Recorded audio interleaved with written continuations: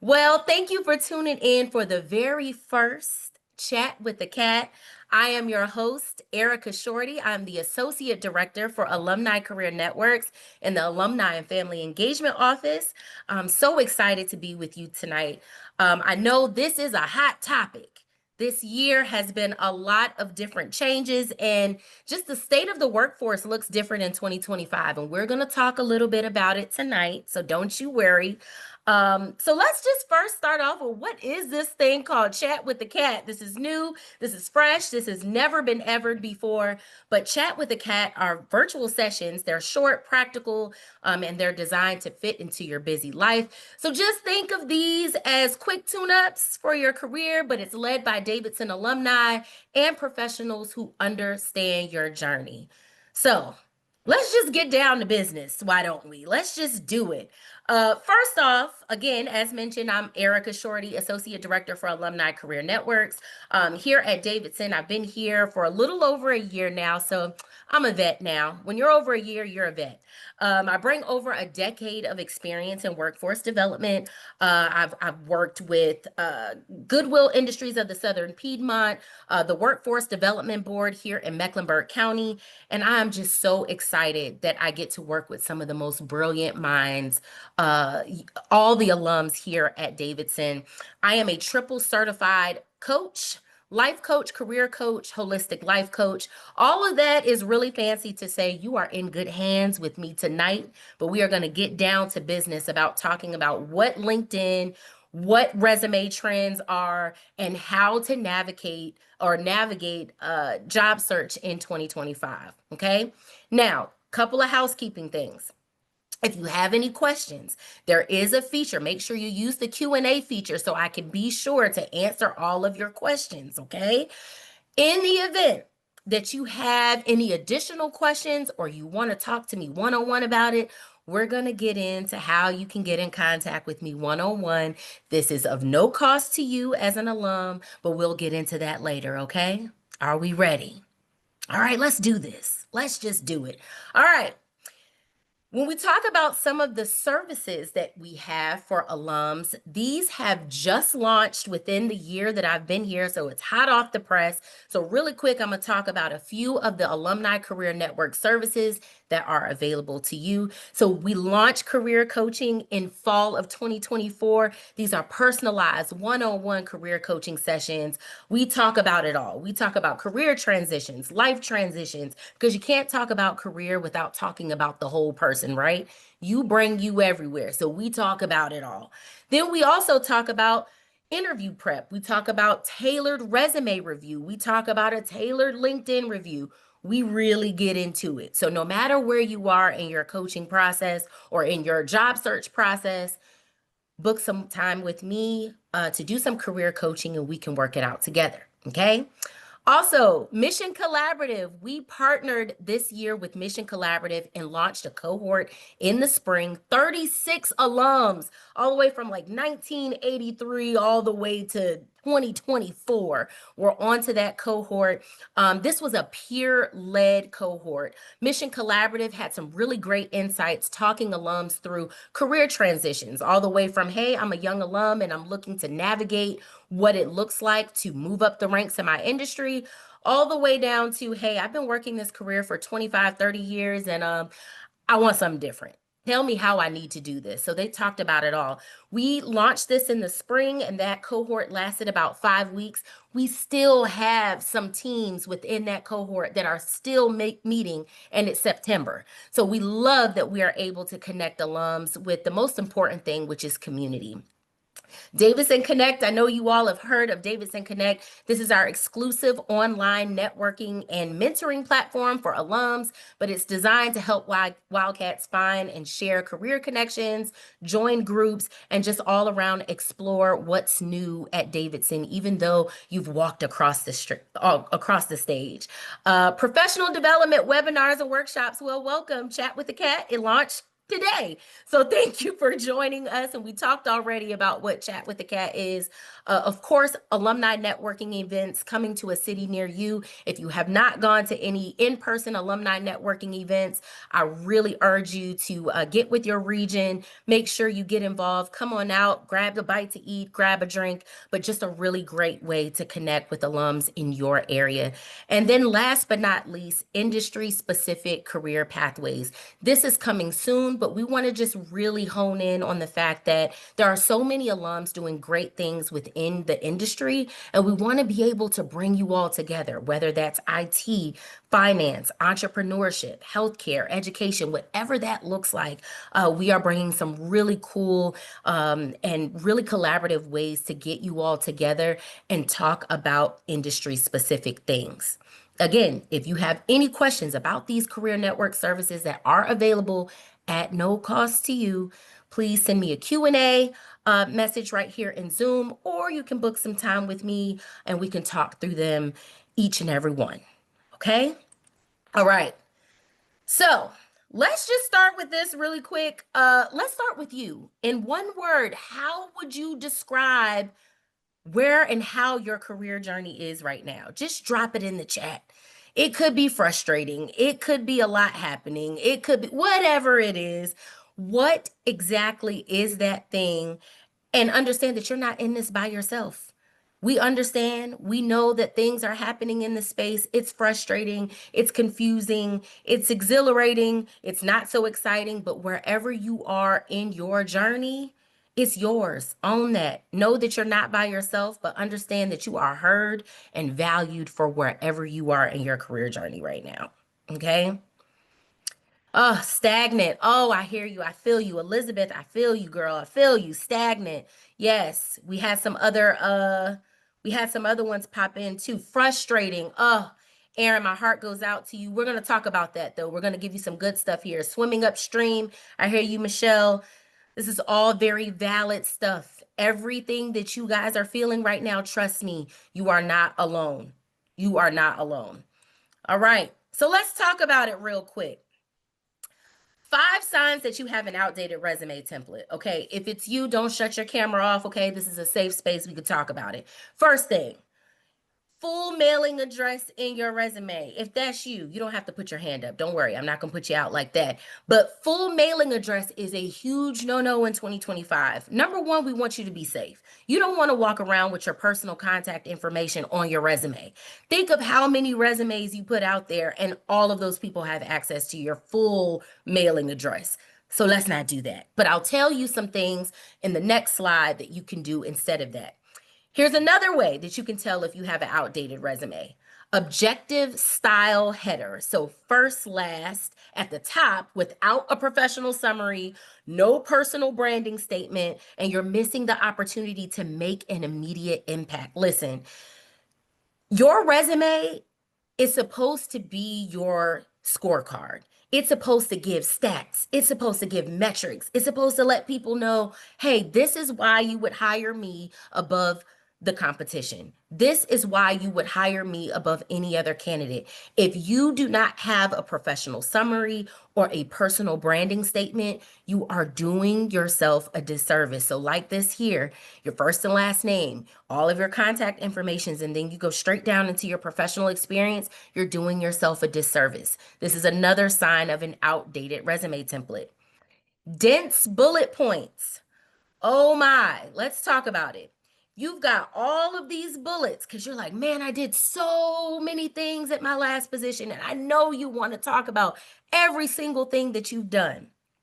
But many bullets are long sentences with multiple clauses, directed agency fundraising, this, that, and the third. Modern resumes emphasize concise, scannable bullets with quantified results. Again, we're going to talk about that in the next slide. Another way you can tell if your resume is outdated, where's the education placement on your resume? The MBA section is placed at the bottom without details, no GPA, no honors or relevant coursework. But if you're a mid-career professional, that's fine. But the formatting has to be, hey, you have to say, this is what my coursework is. this was the date that it was completed, because if you don't, it suggests that it's unfinished or it can look outdated and vague. We'll get into that in a little bit and it'll make sense. General skills section. If your skills section just says, hey, business strategy, startups, marketing, CRM, that doesn't know justice. You have to be very specific with your resume to talk about what your skills are. If you're very competent in a CRM, well, let's talk about which CRM. Is it Salesforce? Is it Blackbaud? Like, which one is it? If you are really, really good at design tools, we'll talk about that. Are you using Canva? Are you using any other designer tools or platforms or things of that nature? You have to be very, very specific. Okay. So these are the 5 ways you can tell that you have an outdated resume. So what does it look like if you have an updated resume? Well, let's talk through it. Well, number 1, it's easy to read. I like to say your new resume should kind of be like a bento box of fun information. You want recruiters to be able to read your resume very easily and can find different things very easily in your resume, unlike this version. It's very top to bottom. They have to go through and scan all of this different information. But here they can easily see where your contact information is, your certifications, your work experience, your skills, and you even have your professional profile or branding statement. So, strong header and contact info. Include your city and state. Now, I want to be very clear about something. Thanks to COVID, we now have these things called remote, hybrid, all of these things, right? Which means you can live in Texas, but work for a company in Los Angeles, California. We're going to talk about building a strategy to gain access to organizations and opportunities that fit the need of what exactly you're looking for.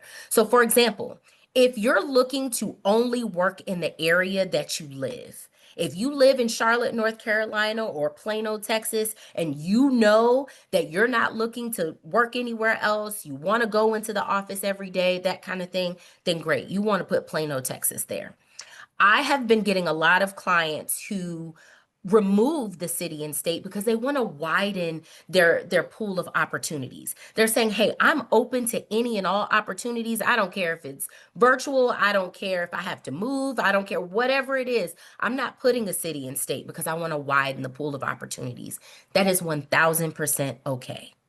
So if that's you, keep that in mind. Putting the state even is totally fine. If you know that you're not looking to necessarily be pigeonholed into a certain city, but you're open to the entire state of North Carolina, put that. Your resume is about asking for what it is that you want and letting an employer or organization know, hey, this is what I'm looking for. Let's see if you're a match. Okay. We already talked about no full mailing addresses and outdated details, but a clean, professional, and easy to find resume is essential. Okay. I'm going to get to your questions. I promise. I promise. A professional summary or branding statement. You want 3 to 4 lines that are strong, that are concise, that tells the story of who you are and why you're looking for work or why an organization should choose you.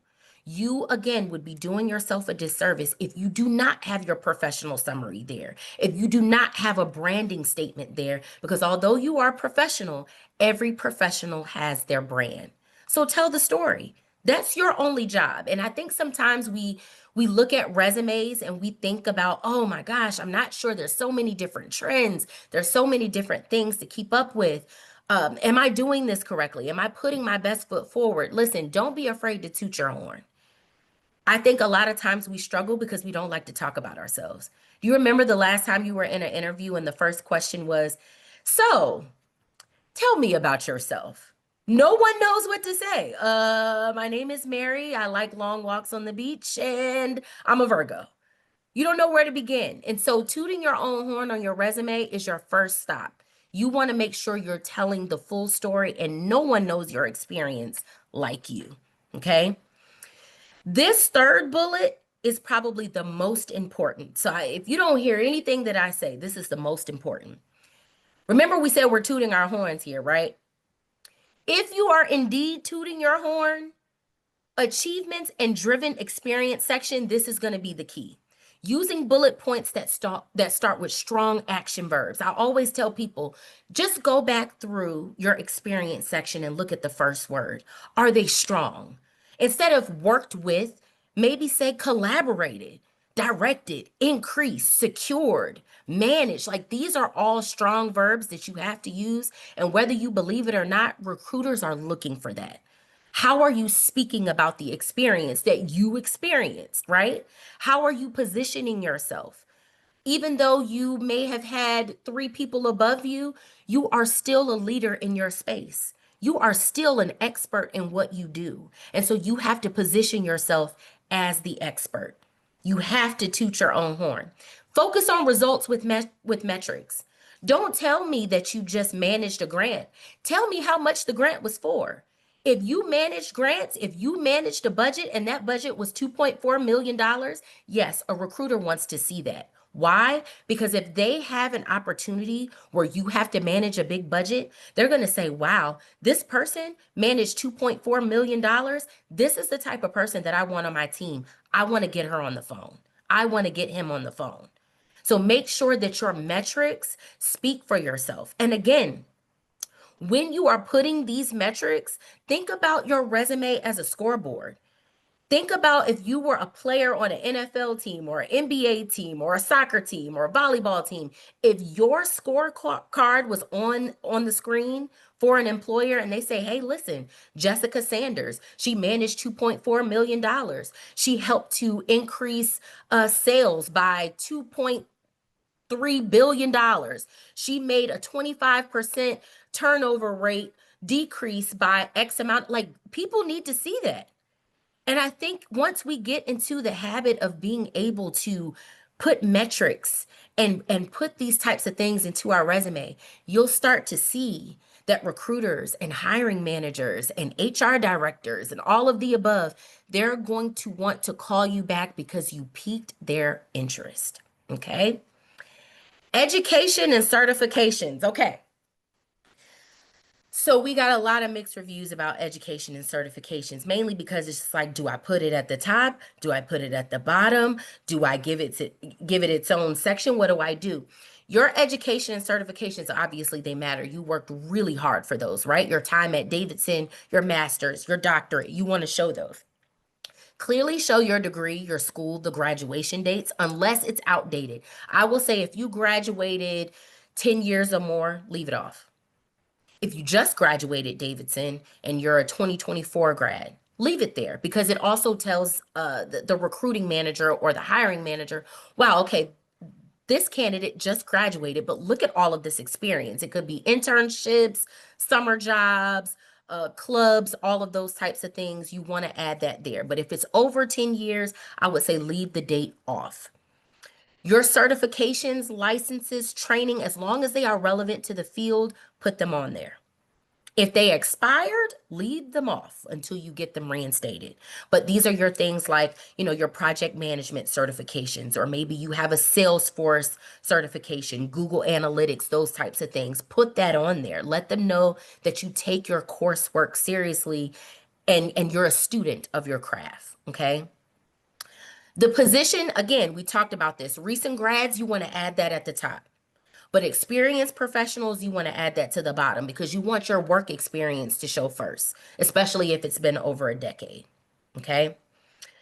Core competencies and technical skills. This is where you beef up those keywords. So you guys have heard about those ATS systems, those application tracking systems that are looking for the buzzwords. Well, this is the section where the buzzwords live. So you want to have a section with keywords that are aligned to the job description, but this is going to boost your ratings on the ATS system and get you to the forefront.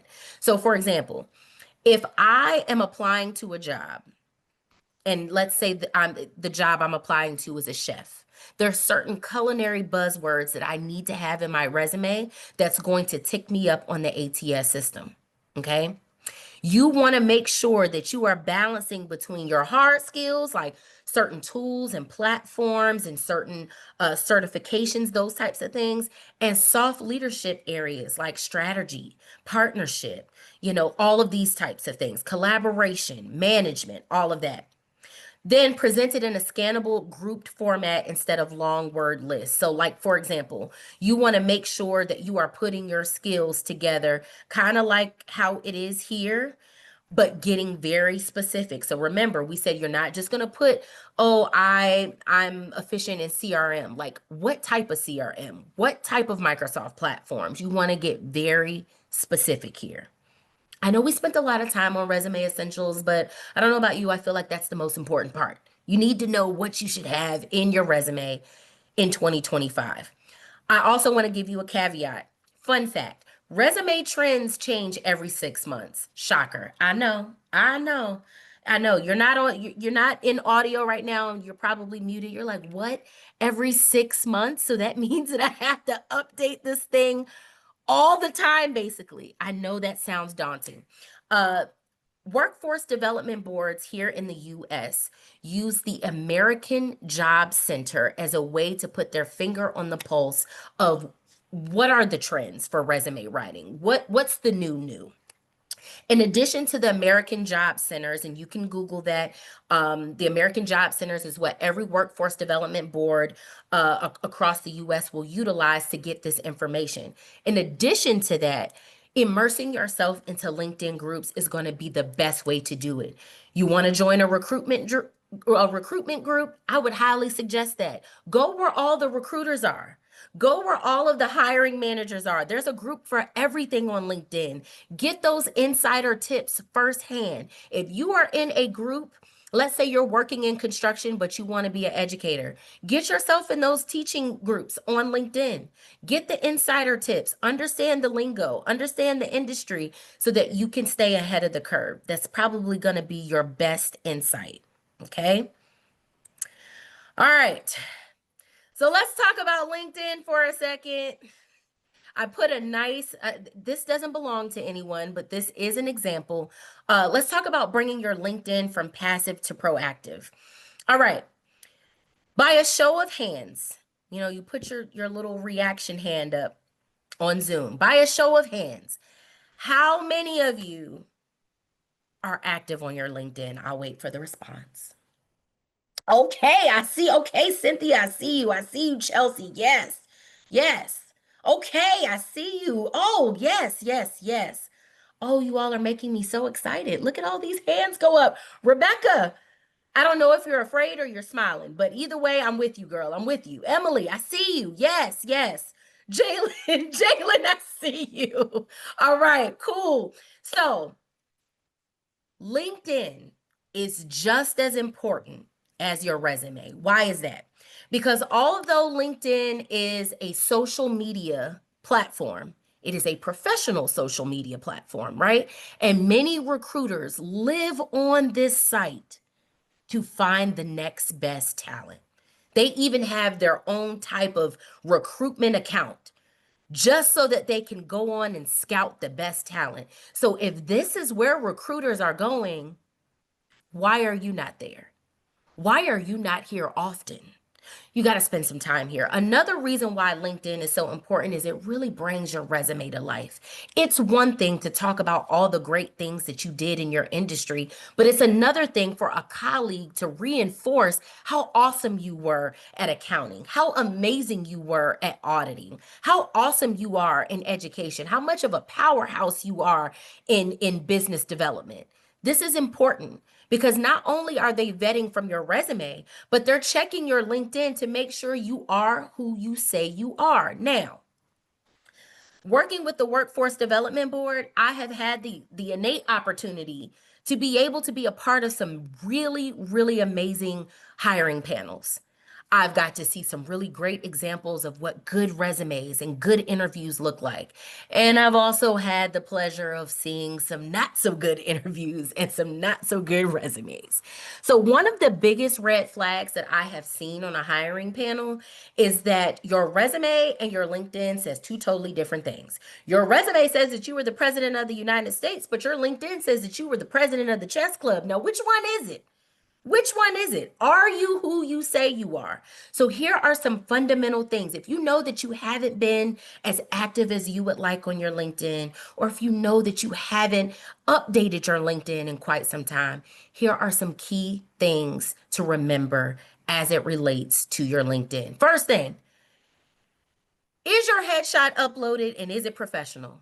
If I can see a seatbelt in that thing, we got to redo it.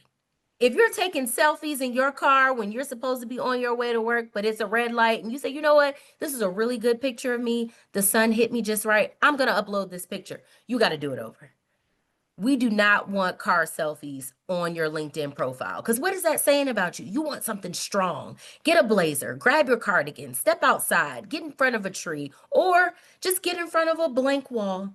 Take a picture, put it up there, and there you have it. Just very professional headshot, chest up. Okay.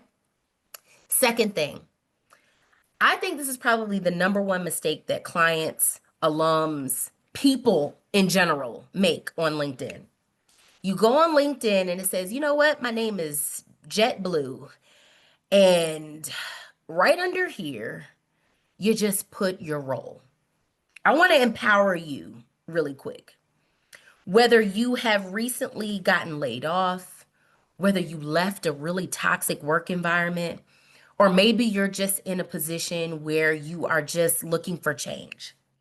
You are more than your role.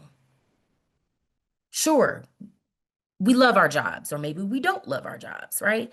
But you are more than your role. All of your experience builds itself up to make a very dynamic human being, which is you. And so when you think about all of the work experience that you've had over the years, what is your brand? I tell alums when I'm doing career coaching with them, hey, listen, if your professional career was your business and your LinkedIn was your website, what would be the service that recruiters would be coming to you for? Would they be coming to you to be the executive director of XYZ nonprofit? Or are they coming to you because you are a strategic partnership guru? Are you a strategist? Are you like, when you think about your professional brand, it's bigger than just your role. Your role is what you do, it's not who you are. So when you think about what it is that you want to put here for your headline, lead with value, not just your job title, because we are more than just your job title. If you're still with me in the chat, just put in the chat, I'm more than my job. I'm more than my job. You can use it as an affirmation if you want, but I am more than my job. Lead with the value, not just your title. I am more than my job. This is the part that a lot of people, thank you so much. I see it. I'm more than my job. Oh, doesn't it feel good? I'm more than my job. See? I'm more than my job. Yes, you have all the things. You have everything you need right where you are. Your about section is going to sell it. I'm telling you, it's going to sell it, but you got to put the work in the about section. If you don't have anything there, or if you're an accountant and all you do is put, I count money for a living. What is that?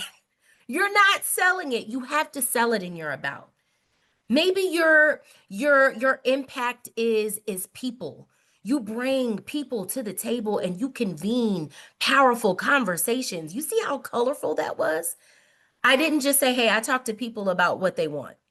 What is that? You got to sell it. You got to tell the story. How do you tell the story? Well, you go to the beginning. Why did you become a nurse? Who told you to become a nurse? Do you remember where you were when you realized that you wanted to become a nurse? Do you remember where you were when you wanted to be a writer? Do you remember where you were when you're like, I'm going to deliver babies for a living? You have to start from the beginning. And so when you tell the story, that's a way for recruiters to understand, number one, who you are. Number two, what you're about. And number three, if you are indeed a good fit. So you have to sell it. And again, I know we don't like to talk about ourselves, but if you are looking for a career pivot, a change, whatever that is, you're going to have to tell the people, because if you can't, how do you expect them to do it for you? You can't. You just can't. Add visuals, presentation, media projects. Hey, listen, if you've worked on a job and you've taken pictures, you know how they have like volunteer day and you have on those t-shirts, so you're matching with everyone else and you got your jeans and your sneakers on. You're like, hey, volunteer day. Yeah, put that on there. Or maybe you did a really cool podcast during COVID. I did. If you look me up on LinkedIn, Erika Shorty, I'm there. It's all there. I was even on the news. I put it on there. I needed people to understand, hey, you're just not getting a coach. You're getting someone that understands that I love this. I'm in this. And I'm not just in it for me, I'm in it for you. When you go to my LinkedIn, you're going to be able to see one of my threads up at the top. Impact is my love language. That's what I do. That's what I do. So you're gonna have to be able to put, yes, you can, I see you, Michelle, put it in a post. You can put that in a post.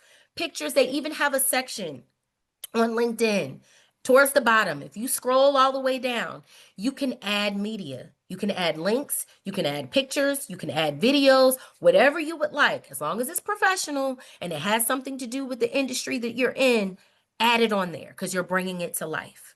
Okay. Use filters to find alum connections and message with purpose. Let me ask you a question. Are you a part of the Davidson LinkedIn group? I'll wait. Are you? Are you? Are you active? Are you talking to people? Are you meeting people? Use the filters to find other alums. Use the filters to see what they're doing. Like, are you in the same industry? You know, if they're in California and you're in New York, hey, can we meet via Zoom? Or hey, I'm traveling there for work. Let's meet up so that we could talk about the industry and talk about what you do. Keep those alum connections strong because networking truly is your net worth. Okay? Message with purpose. Commenting on posts, target industries to increase visibility. That's a big thing. Because I don't know if you knew this on LinkedIn, it says, hey, this is your activity. And if you're not doing anything active on LinkedIn, you're not popping up on anyone's radar and you're doing yourself a disservice. As long as you keep this last one in the core parts of your brain, I promise you, you'll be golden. LinkedIn equals your live resume plus your reputation engine. That's all you have to remember. It's your resume brought to life. It's your living reputation. It is your personal, professional brand. Okay? Your personal, professional brand. All right. I hope you didn't think that y'all was going to meet with a triple certified coach and not get homework. So I hope you have your paper ready. I hope you have it ready. Okay? 7V framework. If you are in the process of a real career pivot, you need to be completing the 7V framework right where you are. It's just 7 questions and I'm going to walk you through it. First of all, what's the vision? What do you truly want right now? That's important. If you're in the process of looking for a new opportunity or pivoting industries or whatever it is, what do you want? And you have to get very specific. So you have to talk about like, hey, what is the salary? What type of corporation or organization am I looking to work for? Is it nonprofit? Is it public sector? Is it like, what is that? Okay. Value. What matters most to me in this season? If you are looking for flexibility, you probably don't want to work for an organization that's going to have you tied to your desk from 9 to 5, no remote, no nothing. If you're looking for that type of flexibility, then you have to target organizations that fit your value. Next, you want to think about your voice. Why is that important? You want to know, how do you show up online and in rooms, because that is how you can convey what your voice is on LinkedIn or your resume. How do I show up? How am I in certain rooms? What do people say about me when I'm not in the room? Okay? What kind of work culture fuels you? What's the vibe? Maybe you like to be collaborative. Maybe you like to work by yourself, but then bring your ideas to a team to pick their brains about it. Do you want to travel? Do you love community service? Do you love working with the community? Those things matter when you're looking for a new opportunity. And then lastly, what's the vehicle? What is the strategy that you're going to use to get there? Maybe you've worked in television and radio your entire life, and now something is calling you to work with a nonprofit. Well, who do you know that work either A, for nonprofits, or B, working for a nonprofit that you would love to work for? This is where your network comes in. What vehicle are you going to use? Maybe there's a conference coming up and you want to be there because you want to know the insider secrets, but you also want to meet people in that industry. What is the vehicle? Vision, value, voice, vibe, vehicle. You want to make sure that you are using these things. Okay? All right. What's next? Just 4 steps. That's it. Not too bad, right? Just 4 steps. Update your LinkedIn headline about section, and then also schedule 2 networking convos this month. It could be with another Davidson alum. Maybe it's someone that you used to work with and you're like, man, I just really want to connect with you, catch up a little bit, haven't talked to you in a while. What are you doing now, right? A lot of these networking conversations lead to your next big thing.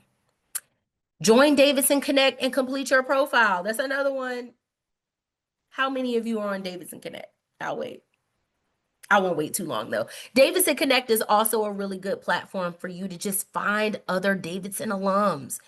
Unlike LinkedIn, where you've got to like log in and then you got to like type people's names and like find all the things. With Davidson Connect, you're already connected with Davidson people. That's your community right there. So make sure you start within your own community. And then last but not least, if we have to talk in greater detail about what we talked about tonight, you can reach out to me and get one-on-one coaching support. I've seen a couple of people on the call that I've talked to quite a few times, and how you're able to get in contact with me, is going through our alumni careers and networking page. If you go to davidson.edu, resources for alums, at the top right corner, you will hit that alumni piece and go right to our alumni careers and networking, and you'll see all the things. Chat with the cat, events, and then most importantly, the link to book time on my books. That wasn't so bad, right? We made it. We did it. That was awesome. So now I want to answer some of the questions that you have. I want to talk directly to you. So I am going to go through some of the Q&A or some of the questions that some of you submitted. Will the slides be disseminated? Where would an honor section go if mid career and relevant honors? This is a good question. This is a really good question. Will the slides be disseminated? I can absolutely send the slides to you. That is no problem at all. In addition to that, when you talked about where do honors and those types of things go, I think it was, where would an honor section go if mid-career and relevant honors, Fulbright scholarship? You're going to put that in education at the bottom if you're mid-career. Remember, if you just graduated, you're going to put all your education things at the top. But if you're mid-career, you're going to put it at the bottom because you want your education or your work experience to shine through first. Okay. Another good question. How do you suggest passing the initial, often AI-informed screening? Relatedly, do you have any suggestions for leveraging AI or other technology tools to assist with resume development and tailoring? Oh, that was a good question. That was a really good question. All right. So thanks to the development of AI and technology, it's literally embedded in everything we do. I don't know if you guys been on social media lately or Instagram. AI is embedded in Instagram. I didn't ask for that, but it's there. So we got to do what we have to do and work with it. Lean into it. Because if a lot of the job search tools are leaning into AI, what do you think a lot of these companies are doing? How do you think a lot of these companies are finding you? Nine times out of 10, it's not just a person going in searching, it's a bot. So you want to lean into that. Indeed, LinkedIn does that really well. If you have a premium version, which I highly suggest if you are currently in a career pivot or you're looking for a new job or a new opportunity, you have to lean into that AI piece and get the premium version of LinkedIn. It is going to save you time, and we all know that time is money because that's one thing that you can't get back after it's wasted, right? So lean into that. Um, I tell people all the time, especially with ATS systems, a lot of times if an ATS system is scanning your profile and your application for these buzzwords, then using an AI system is totally fine to do that. Now, here's the caveat. Although AI is smart, it's not that smart. You're smarter than the bot. So sometimes it can create things that doesn't sound like you. You have to do your due diligence to go in and correct the correction. So going into utilizing a lot of these tools is yes, you use the bot to outsmart the bot, but you want to make sure that you're doing your due diligence to sound like you. You're going to have to lean into it because think about 2020 versus 2025. The advancement of AI has been so rapid, we can barely keep up with it. So the best thing to do is to lean into that technology. You can utilize certain things, a chat GPT or the premium version in LinkedIn, or if you want to use some of the minimized AI features that's in Indeed, you can utilize those things, but make sure that it sounds like you. Make sure that you're doing the editing to sound like you. I hope I answered your question, but if I did not, Kendra, make sure that you book some time with me and we can talk through it together. Okay. Every resume is supposed to be customized to the job, but you cannot update LinkedIn for every job. How to manage the difference. I'm going to tell you what I've done. I'm going to tell you what I've directed a lot of clients and alums to do. You're going to want to you're going to have to change out the resume. That sounds exhausting, but that's literally the only way. Until we can get to the point where we can add 7 different resumes, which I think LinkedIn will allow you to do about 2 or 3, I believe, but you're going to have to switch them out when you want to apply for certain jobs. So what's that's going to look like? You're going to have to go through your settings, go to edit, add the resume.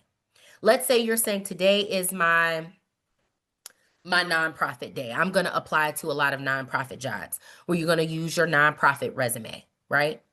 You're going to have that nonprofit hour or however long you're going to spend on nonprofit jobs. Then you're going to have another time. You're going to say, okay, I'm going to do some IT positions now. Let's say maybe your experience is in IT, but it's also a nonprofit or whatever that looks like. Then you're going to switch that resume out and then you're going to apply to IT jobs. Sounds so daunting, but it is so worth it because you are absolutely right. You want to customize your resume for the job. You do not want to submit your roller skating resume for your bake a cake resume or your bake a cake job. That doesn't mix. So you want to make sure that you're customizing that, but you will have to switch them out. I know it'll pay off in the end. I promise. I promise. I don't know how to join Davidson Connect. That's all right. You're going to go to davidsonconnect.com and then you are going to create a new profile. If you have any issues whatsoever trying to get into Davidson Connect, well, you're talking to the person that's managing it. So you can also send me a message, eshorty at davidson.edu. I can assure you that I am the only shorty on campus. If I'm not, I have a cousin and then I have other conversations that I need to have. Okay. Uh, I have seen people post their resume on LinkedIn. Do you recommend that? Yes.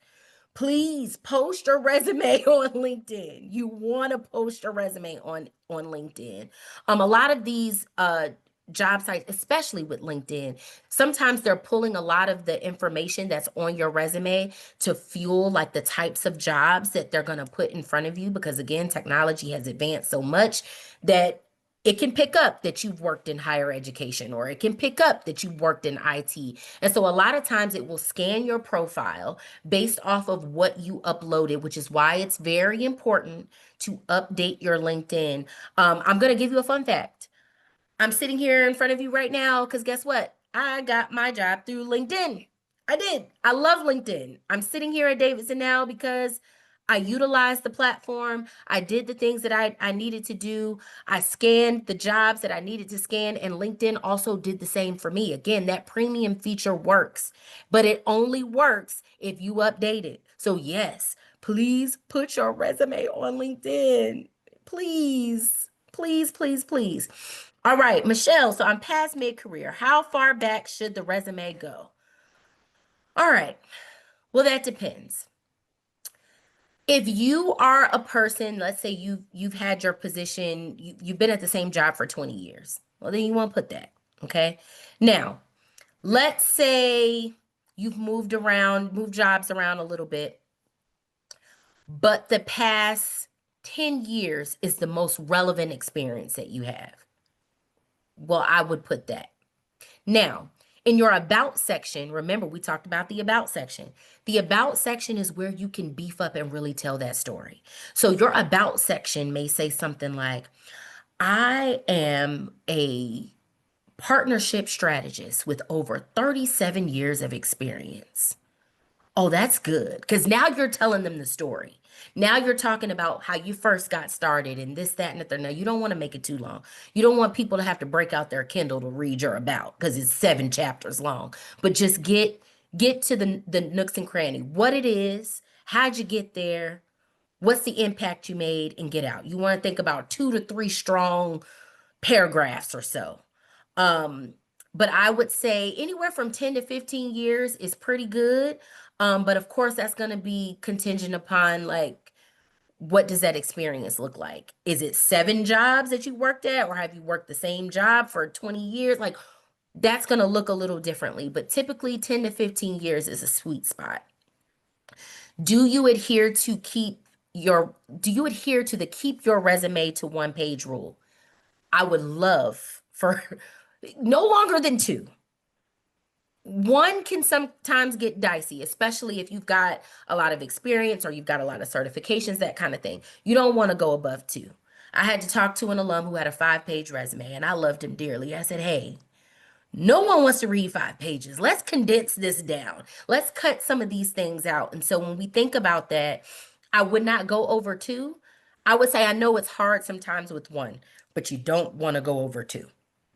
Recruiters will get very antsy if they've got to read 3, 4, 5 page resumes. So I think 2 is a sweet spot, unless you unless you're an academic, or unless which has been really popular lately amongst young alums. If you're going into your master's and maybe you are in healthcare or maybe you're in government, having a CV, you're going to have to get very, very detailed because they want all the things, especially in healthcare. They want to know the coursework, the GPA, they want to know all the things. But for your resume, I would say 1 to 2 pages is a sweet spot for sure. Okay. Any other questions? Let me go through the chat. Some of you snuck some questions in the chat. Let me see if I can find some. I love the I am more than my jobs. I hope you all use that. If you have any questions, comments, concerns, and maybe you want to come off mute. Oh, now we're going rogue. You want to come off mute and talk for a second? We've got about 5 minutes. Any brave souls? For people in grad school, would you put research teaching experience that don't fit to your role you want to apply? What do you suggest? Um, Serena, I want to make sure that I'm answering your question in totality, and I want to make sure that I'm doing its due diligence. Would you mind coming off of mute so I can make sure that I'm understanding what it is you want to do here? You're saying for grad school, put research teaching experience that doesn't fit to your role that you want to apply. Let's go deeper in that because now I want to know the role. Yes, absolutely. Thank you for that. Yes. So I'm a grad student, but I do have some teaching assistant experience and research experience, but I want to go for people analytics role, which some of those aren't. I don't know if they are beneficial to my resume, basically. Have you done any analytics in those roles? Very, not that much, but I want to say because I do have other experience in the same space, should I still keep those in my resume? But the role is more on the analytics side. Yes. Okay. You want to stick with the experience that speaks to the role. So if that's good experience and maybe you did a substantial amount of analytics work in that role, I would absolutely put that there. If not, I would leave that off. Now, this is just for, is this for your CV though? Yeah. If it's for your CV, then put it on there because they're going to want the extensive amount of coursework, the whole nine. Okay. They want to know your entire, all of your experience. So yes, for your CV, you want to add that on there. For a resume, if this was just, a one-off job, you would leave that off. But for your CV, remember your CV is more extensive than your resume. So yes, Gotcha. Thank you. no problem. Anyone else? I think I can take one more question. Hey, Eric, Oh, thanks so much for a wonderful session as usual. I'm one of your regulars. I did see in hi, the Cynthia. Q&A, a lot, I won't say a lot, but I know of at least 10 people that have had to go dark on LinkedIn for a variety of reasons of what's happening, and that's very, very unfortunate. Yeah. And due to some harassment cases and lists that are out there, what Mm-hmm. other avenues do you recommend for people that have had to go dark on LinkedIn Mm-hmm. besides using Davidson Connects to, basically connect with their career? Yeah, because of what's happening. So this is some uncharted territory for me, Cynthia. Mainly because the number one platform is LinkedIn. Now, I haven't personally had this experience yet where I've had a client or an alum that says, hey, I've had to go dark on LinkedIn because of XYZ. I haven't had that. What I would say though is that even if the networking groups on like LinkedIn is not an option or they have to go dark for whatever reason, you know, in person is still an option. Going to see what networking opportunities in your area. Y'all, Eventbrite has tons of career connection opportunities. Um, you could always go in person. Indeed, while I don't frequent Indeed often because I think I love LinkedIn because um I can see what my connections and where my connections are. So Cynthia, I would say in-person groups and events would definitely be one. Again, this hasn't been something that I've encountered recently, and this a lot of the things that we are dealing with in 2025 is very new to us. We have not tapped into a lot of the things that have happened and are happening this year. But yeah, outside of Davidson Connect, obviously, I would go the in-person route, and then of course I would just kind of go with your current network and then work your way out. I may have some better answers for that as time goes on and as we experience these things in abundance, but that is my best and final answer that I have at the moment, Cynthia. Perfect. Thank you. And thank you for mentioning Mission Collaborative as you went through that cohort and that piece there. We are officially at time, and you all go down in history as the very first registrants of the new Chat with the Cat series. So I cannot thank you all enough for spending your Thursday night with me. But the fun does not stop here. October 7th, we are back with the second Chat with the Cat. But this time we are joining Davidson's very own Graham Chapman, class of 2009, who is going to be talking to us about a different way to pivot in workforce and teaching us about franchise ownership and if it is right for you. Listen, you do not want to miss that. It's October 7th at 7 p.m. Registration is live, so if you want to go and be a part of that, again, you will go to our Alumni and Career Networking page, hit the link for October 7th and register there. I hope to see you there. We're going to have a good time. We're going to talk about all things Chat with the Cat, all things franchise ownership, but most importantly, we want to talk about you. So if you want to talk about anything beyond what we discussed tonight, I ask that you book some time with me one-on-one. I look forward to seeing you. I cannot wait to see you. Thank you all so much. Thank you for your time. I will see you October 7th. Bye, everyone.